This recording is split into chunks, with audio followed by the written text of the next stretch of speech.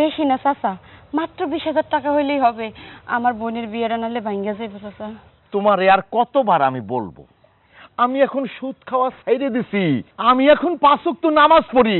মসজিদের ইমাম সাহেবও কিন্তু জানে। তাছাড়া তোমার বাবাও আইছিল, তোমার বাবার কাছেও আমি একই কথা বলছি, আমি এখন সুদে টাকা লাগাই না। চাচা, আপনি বুঝতে পারতেছেন না, আমার টাকাটা অনেক জরুরি। আমার বোন আমারে বইলা দিছে, বিয়েটা যদি ভাঙিয়া যায় তাহলে না কেউ সুইসাইড করবো, আমি আমার বোনটারে হারাবো। চাচা, আমার 20,000 টাকা এমনি ধার দেন, আপনার সুদে টাকা লাগাই দেবো না। কি কইলা? এই এমনি এমনি 20,000 টাকা ধার দেব না? মানে আমি কইতেছি কি, আমি দিতে পারবো না, বুঝছো? আমি দিতে পারবো না। এখন টুকিটাকি সুদে লাগায় ওই তোমার হইলো চাচি, আমি না। চাষি লাগায়? তাহলে চাষির কাছে আমার আইনা দেন, 1 মাসের মধ্যে আপনার টাকা আপনারা ফেরত দিয়ে দেবো। চাচা একটু বলেন না চাষিরে আপনি। সেটা তো আমার ফ্যাক না, সেটা হইলো তোমার চাচির ফ্যাক। তোমার চাচি যদি তোমার দেয় আমার কোনো সমস্যা নাই। আপনি তো এই মাত্রই কইলেন সুদে নাকি টাকা লাগান না। মানে আমি আর পাপ কাজ করতে চাই না, ওরে আমি না করছিলাম। কারণ ও দোজকে যাবে, যাক, আমি বেঁচে একাই যাব, ওরে নিব না সাথে। চাচা, আপনি দেন আর চাষি দেন, আমারে কড়া টাকা ভিক্ষা দেন চাচা। আপনার হাত পায়ে ধরছি, আপনি একটু চাষিরে কইয়া টাকা আইনা দেন চাচা। বৌমা, আমি তো তোমারে কয়েকবার বলছি আমি দিতে পারবো না। কারণ এখন যদি আবার আমি পুনরায় ওই সুদের ব্যবসা শুরু করি, তাহলে তো এই মসজিদের ইমাম সাহেবও আমারে খোটা দিবে। না না না, আমি তা করতে পারবো না। আচ্ছা আচ্ছা চাচা, তাহলে আমি একটু চাষির কাছে যাই, আপনি একটু চলেন, চাষিরে বইলে টাকাটা আমার একটু দিবেন।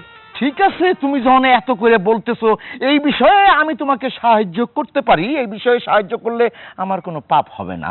ঠিক আছে, চলো চলেন চলো চলেন। চলো। আল্লাহ, কই গো, কই গেলা? একটু বাইরে আসো তো।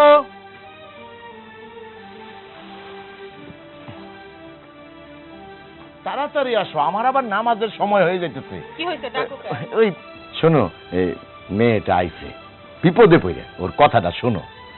কি রে, কি হইছে তোর? চাচি, আমার বোনের না বিয়া, 10,000 টাকা ম্যানেজ করতে পারছি, কিন্তু আরো 20,000 টাকা লাগবে। এখন যদি আমার বোনের বিয়েটা ভাঙিয়া যায়, আমার বোন না সুইসাইড করে মরে যাইব। তাই চাচারে কইছিলাম আমারে 20,000 টাকা দিতে, কিন্তু চাচারে বলছিলাম যে সুদে এই টাকাটা দিতে, কিন্তু চাচা কইতেছে সে নাকি আর সুদে টাকা দেয় না। মানে আপনার কাছে যদি কিছু টাকা থাকে আমার একটু দেন। হ্যাঁ, তোর চাচা এখন ওই ব্যবসা সাইডে দিছে, তোর চাচার সাথে সাথে আমিও সাইডে দিছি। আমার কাছে কোনো টাকা পয়সা নেই। চাচি, আপনারা বড় লোক মানুষ, 20,000 টাকা আপনার কাছে কিছুই না চাচি, আমার বোনটা মরে যাবো চাচি।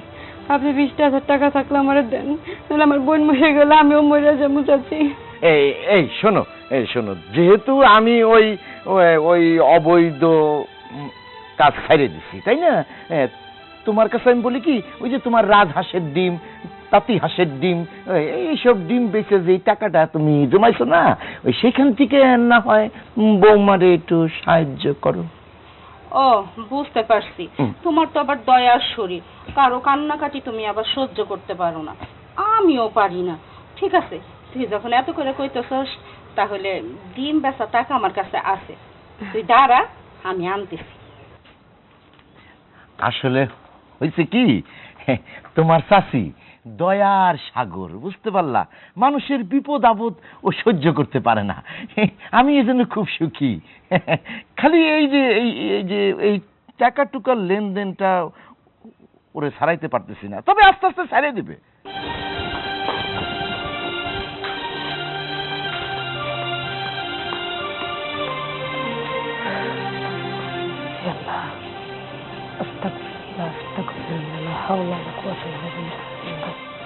দাঁড়ান না, টাকা নিয়ে কোথায় যাচ্ছেন? ওই যে ওই পাড়ার শেফ আছে না, ওর বোনের বিয়ে, তাই টাকা দরকার। আমার কাছে সেই কাকুতি মিনতি করে বলল, তাই টাকাটা ধার দিতে যাচ্ছি। ধার দিতে যাচ্ছেন না সুদে দিতে যাচ্ছেন?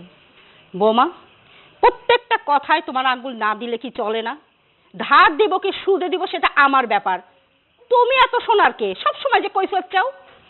মা, আমি কৈফিয়ত চাচ্ছি না, আমি শুধু আপনাকে একটু বোঝাতে চাচ্ছি, আপনি এই যে মানুষের অসহায়ত্ব নিয়ে ব্যবসা করতেছেন, এটা ঠিক না। সুদ খাওয়া হারাম মা। মানুষ কতটা বিপদে পড়ে অন্যের কাছে হাত পাতে বলেন। আমরা যখন বিপদে পড়ে নামাজের মাসলায় বসে আল্লাহর কাছে হাত পাতি, আল্লাহ কি আমাদের কাছে কোনো শোধ চায়?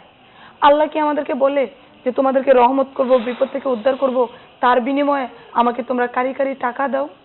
তাহলে আমরা সেই আল্লাহর বান্দা হয়ে কেন এরকম করি মা? সুদে না দিলে হয় না? এখানে তুমি সুদ দেখলে কোথায়? আমি তো সেটাই বুঝলাম না।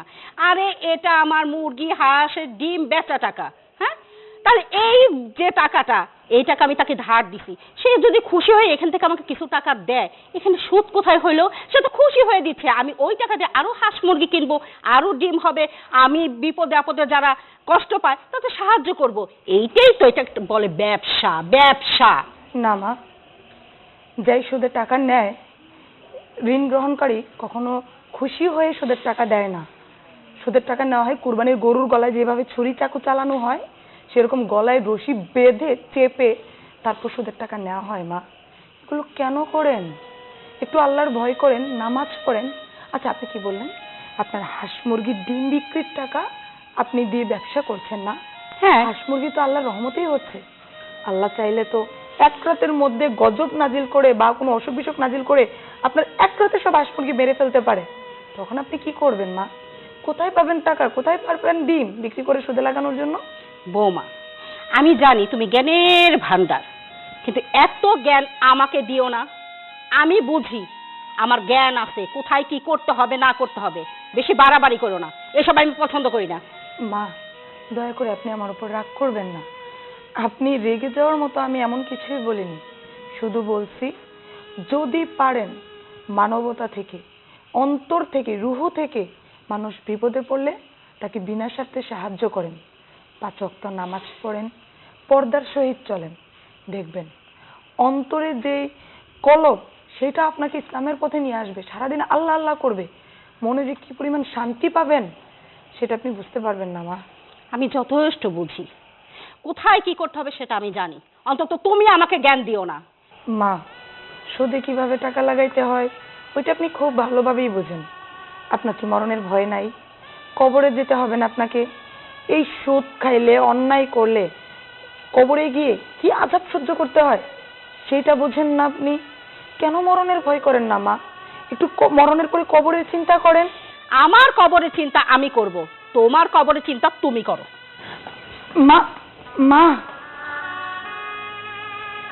হে খোদা, তুমি এই পরিবারের মানুষগুলোকে একটু হেদায়েত দান করো। আল্লাহ, লা হাওলা ওয়ালা কুওয়াতা ইল্লা বিল্লাহ ওয়ালা বিল্লাহ। তোমার চাচি খুব দয়ালু, বুঝতে পারলে? আল্লাহ, এত দেরি এই তো চলে আসবে। আছেন একজন বাসায়, হ্যাঁ, সবকিছুতেই আঙ্গুল ঢুকাবে। কেন, তার কি সইতেছে না? হ্যাঁ, আমরা গরিব মানুষের পাশে দাঁড়াই, হ্যাঁ, অসহায় সহায় হই, তারা একটা কন্যা দিবা। কন্যা দিতে গেলে তো দেরি হইব, এজন্য দেই নেই। যাওয়ার পর কন্যা দিব। এই যে ধর টাকাটা গুইনা নি। চাচি, টাকাটা গোনা লাগবে না, আপনার প্রতি আমার বিশ্বাস আছে। এইরকম বিপদে আমার কেউ সাহায্য করে নাই, একমাত্র আপনারা ছাড়া। আপনার কাছে আমি সারা জীবন কৃতজ্ঞ থাকবো। সব ঠিক আছে, তো একখান কথাটা হইল, আগে তো 1000-এ 100 টাকা করে সুদ নিতাম, মানে লাভ নিতাম। এখন আমি আবার পার্সেন্টেজ একটু বাড়াইছি, এখন 1200 টাকা করে নিই। 200 টাকা দিয়ে যাইস। চাচি, চাচাই যে কইলো আপনারা নাকি সুদের টাকা খান না, তারপরে চাচাই নাকি নামাজ কালাম পড়ে, আমি তো মনে করছিলাম আপনারা সুদের ব্যবসা ছাইড়ে দিচ্ছেন। নাউজুবিল্লাহ, এখানে সুদের টাকা কোথাইলাম? আমি তো সুদের টাকা চাই নাই। এই যে টাকাগুলো যে তোরে দিলাম, এটা হাঁস মুরগির আন্ডা মানে ডিম বেচা টাকা। আর এই যে প্রত্যেক মাসে যে 200 টাকা করে তুই দিবি, এটা আমি ব্যবসায় লাগালাম ধরে নি। ওই টাকা দিয়ে আমি আবার বেশি বেশি হাঁস মুরগি করুম আর আন্ডা পারবো, আর তো গরিব যারা আছে সবাই সাহায্য সহযোগিতা করুম, বুঝছ নাই? মানে বৌমা, আমরা আবার অসহায়ের দুঃখ সহ্য করতে পারি না তো, তাই আর কি সাহায্যের হাত সবাইকে বাড়ায় দিই। চাচা, আসলে 200 টাকা করে যদি দিতে যেত তো মেলা টাকা, এত টাকা দিতে গেলে তো আমার আসল টাকা দিতেই কষ্ট হয়ে যাবো গা। তুই নিলে নে, না নিলে না নে, আমি এর থেকে কমাইতে পারুম না। আহা, না নিবে কি? বৌমার তো টাকার দরকার, বৌমা দিবে দিবে দিবে। আচ্ছা চাচি, আমার তো লাগবো, আমি টাকাটা নিতাছি। আসল টাকা তুই পরেই দিস, তুই প্রতি মাসে 4,000 টাকা করে যে লাভ হয়, সে 4,000 টাকা প্রত্যেক মাসে গুইনে গুইনে আমার দিয়ে যাস। ঠিক আছে চাচি। দিব দিব। মা শোনো, এই একটা কথা সবসময় খেয়াল রাখবে, ওয়াদা বরখেলাপকারীকে আল্লাহ পছন্দ করেন না। আসো। মেয়েটা খুব ভালো, মেয়েটা খুব ভালো। কি হইছে ভিতরে, কি হইছে? তোমার ছেলের বউ এইগুলো দিতে দিবে না। তা কন্যা দিতে পারলা না? এইখানে দেরি হয়ে যায়, আবার যদি টাকাটা হাতছাড়া হয়ে যায়, আসলে? এই জন্য দিতে পারি নাই, এখন যা কন্যা দিব। ওরা বুঝে না, বুঝছো? আমরা অসহায় মানুষের পাশে দাঁড়াই। ও আচ্ছা ঠিক আছে, তুমি যাও, আমার নামাজের টাইম হয়ে গেছে। আসি, যাই। আল্লাহ আল্লাহ আল্লাহ আল্লাহ।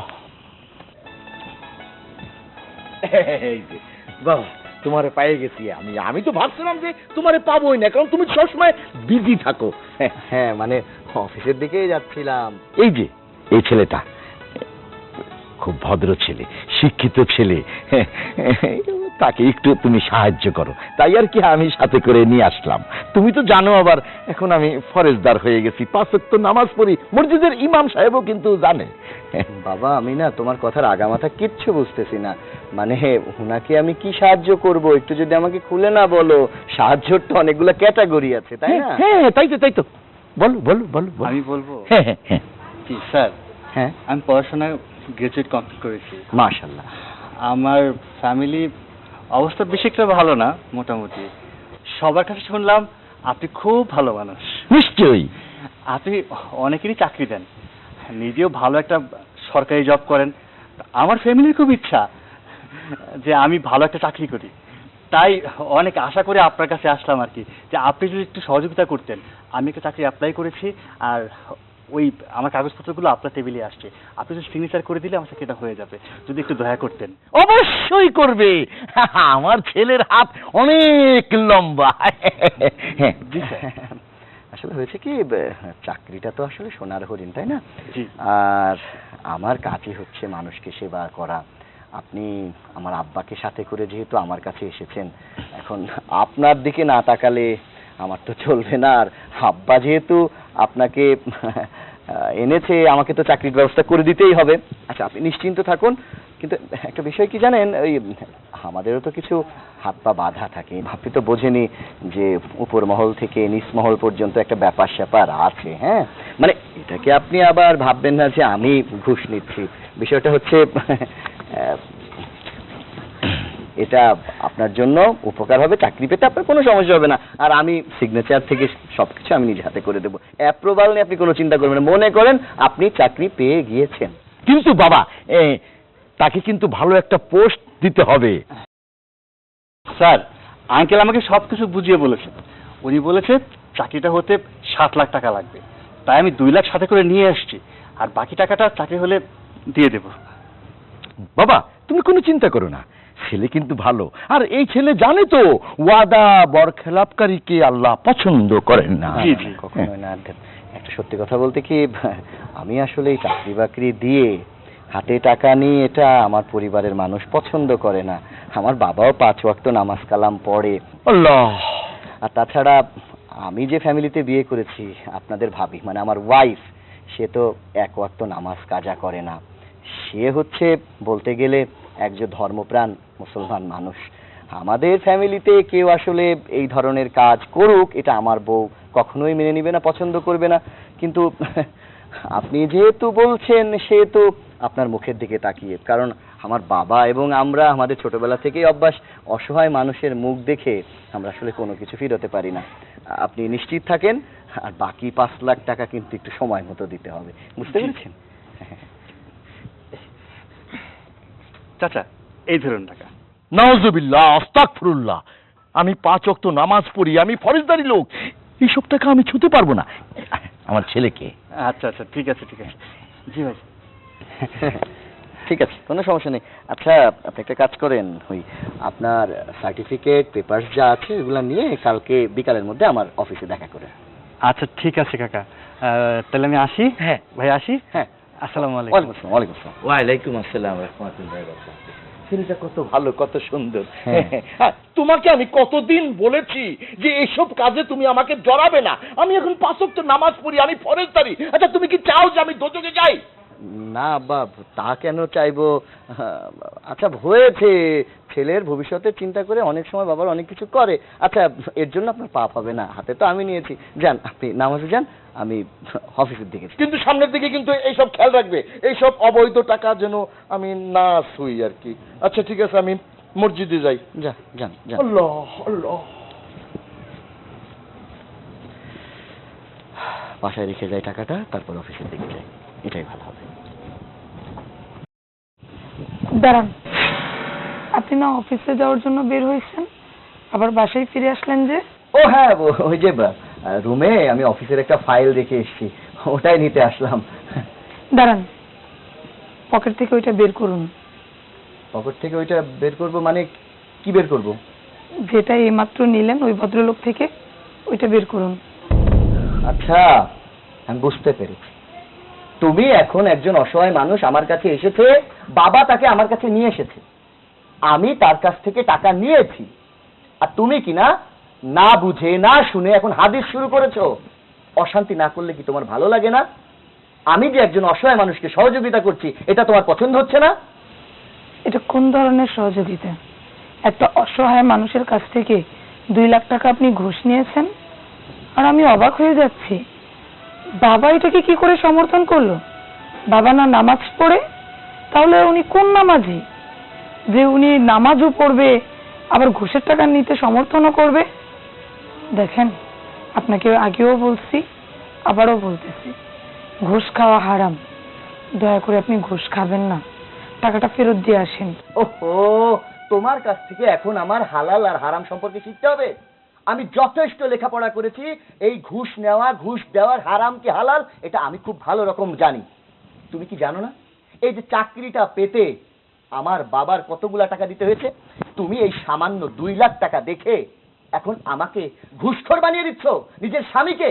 তোমার শ্বশুর 5 ওয়াক্ত নামাজ কালাম পড়ে, তাকে নিয়ে যে তুমি সমালোচনা করছো, ইসলামে সমালোচনা করা পাপ, এটা তুমি ভুলে যেও না।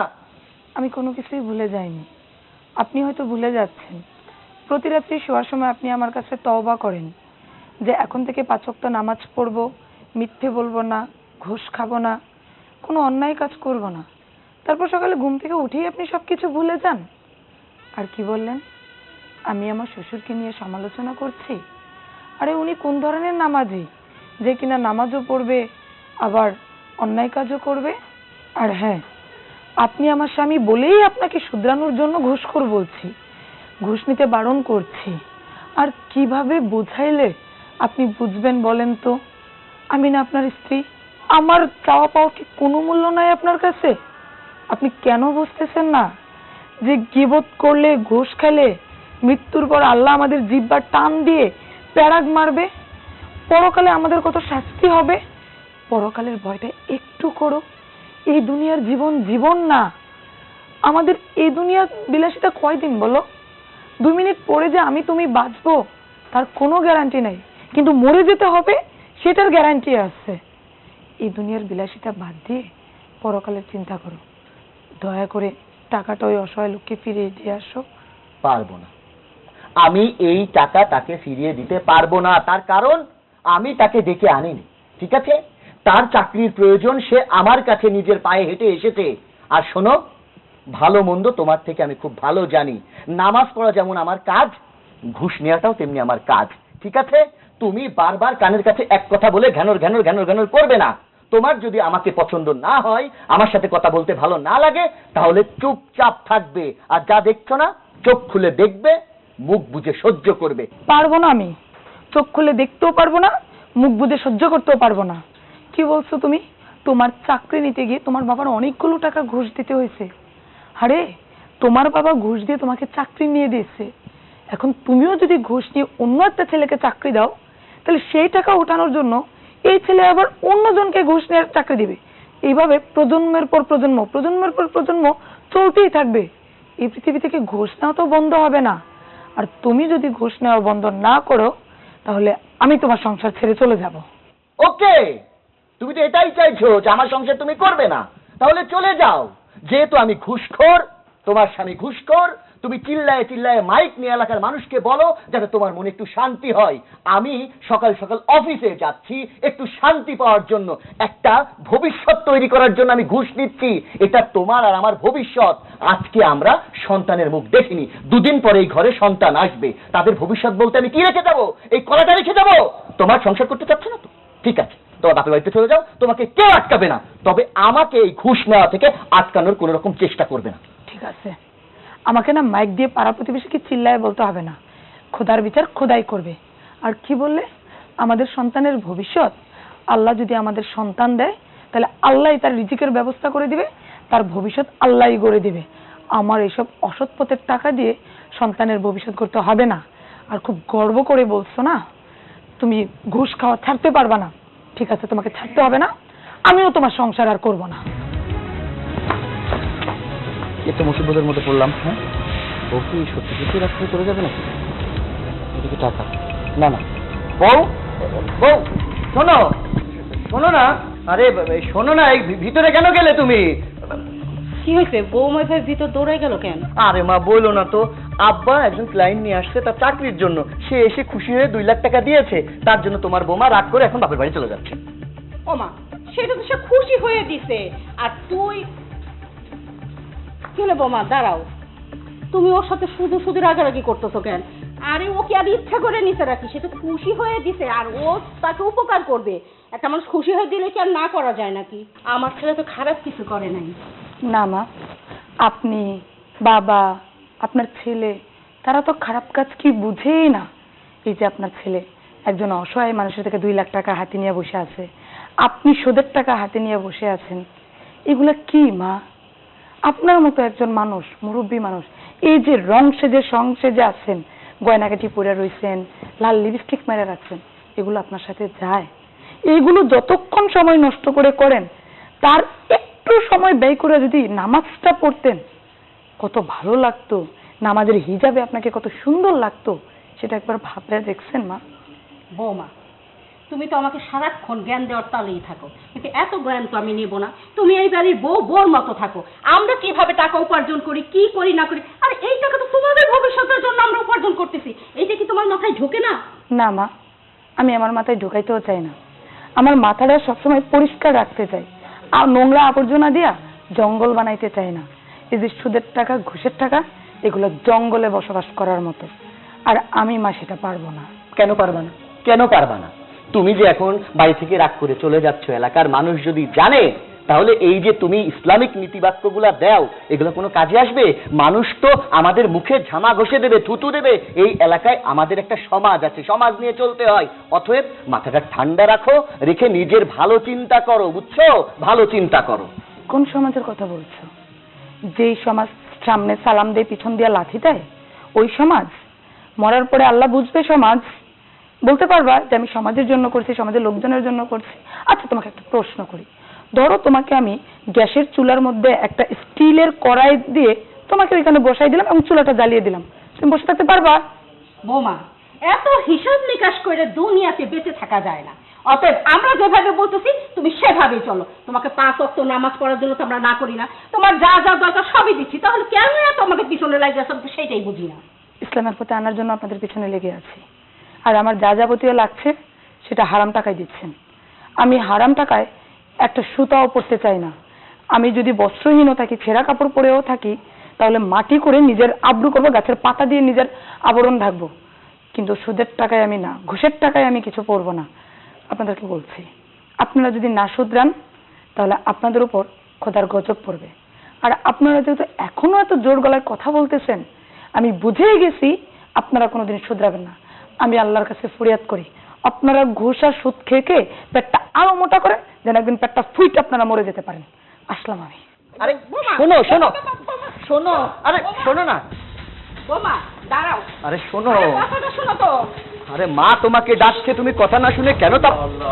বৌমা, কি কি ব্যাপার, তোমার হাতে ব্যাগ, তুমি এই অসময় কোথায় যাচ্ছ?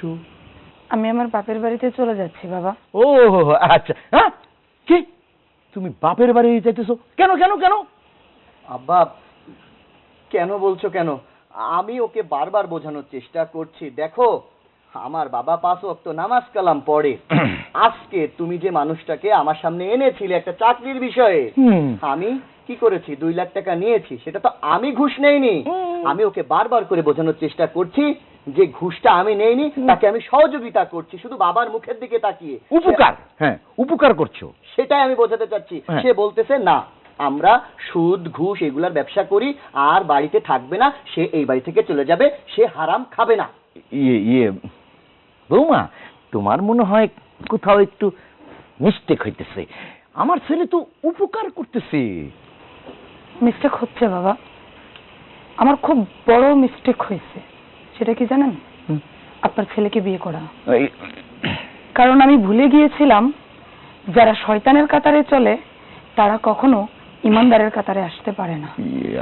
সবকিছু জেনে বুঝেও আপনাদের সংসারে বউ হয়ে আসছিলাম।